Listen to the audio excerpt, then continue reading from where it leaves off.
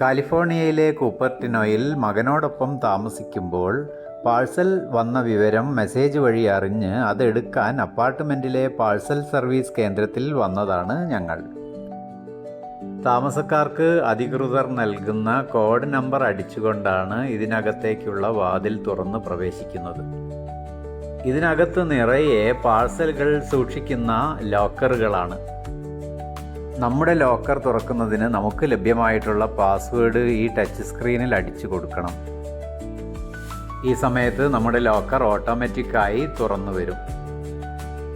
നമ്മുടെ പാഴ്സൽ സൂക്ഷിച്ച ലോക്കറിൻ്റെ നമ്പറും സ്ക്രീനിൽ തെളിഞ്ഞു വരും. അതെ, ലോക്കർ നമ്പർ 224 ഇവിടെ തെളിഞ്ഞു കാണുന്നത്. ഇപ്പോൾ നമുക്ക് നമ്മുടെ പാഴ്സൽ ഈ പറഞ്ഞ ലോക്കറിൽ നിന്നും പുറത്തേക്ക് എടുക്കാം. പാഴ്സലിൻ്റെ വലിപ്പത്തിനനുസരിച്ചാണ് ലോക്കർ ഏതെന്ന് തീരുമാനിക്കുന്നത്. പാഴ്സൽ ലഭിച്ചു കഴിഞ്ഞാൽ നമുക്കത് സിസ്റ്റത്തിൽ റിപ്പോർട്ട് ചെയ്യാം.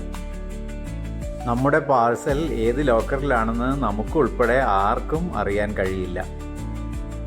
വന്ന മെസ്സേജ് വെച്ച് ഇതിനകത്ത് കയറി ഡീകോഡ് ചെയ്യുമ്പോൾ മാത്രമേ അത് അറിയാൻ കഴിയൂ. കുറ്റമറ്റ ഇത്തരം പല സംവിധാനങ്ങളും നമുക്കിവിടെ കാണാം. 100 കണക്കിന് വീടുകളുള്ള ഈ അപ്പാർട്ട്മെൻറ്റിൽ വലിയ മനുഷ്യാധ്വാനമില്ലാതെ പാഴ്സൽ വിതരണം ചെയ്യുന്ന ഈ സംവിധാനം എനിക്ക് ഏറെ ഇഷ്ടപ്പെട്ടു. ഞങ്ങൾക്ക് ശേഷം തുടർന്ന് മറ്റൊരാൾ ഈ കേന്ദ്രത്തിലേക്ക് ഈ രാത്രി സമയത്ത് പ്രവേശിച്ചത് നിങ്ങൾക്ക് കാണാം. അദ്ദേഹത്തിൻ്റെ പാഴ്സൽ എടുക്കുന്നതിന് വേണ്ടിയാണ് അദ്ദേഹം ഇവിടെ എത്തിയിട്ടുള്ളത്. ശാസ്ത്ര സാങ്കേതിക വിദ്യകളുടെ ഉപയോഗം ജീവിതത്തിലുടനീളം പ്രയോജനപ്പെടുത്തുന്നതിൽ അമേരിക്കക്കാർ ഒരു പടി മുന്നിലാണെന്ന് പറയാം. കാലിഫോർണിയയിലെ മറ്റു വിശേഷങ്ങളുമായി നമുക്ക് വീണ്ടും കാണാം. വീഡിയോ ഇഷ്ടപ്പെട്ടാൽ സബ്സ്ക്രൈബ് ചെയ്യാനും ഷെയർ ചെയ്യാനും മറക്കരുതേ.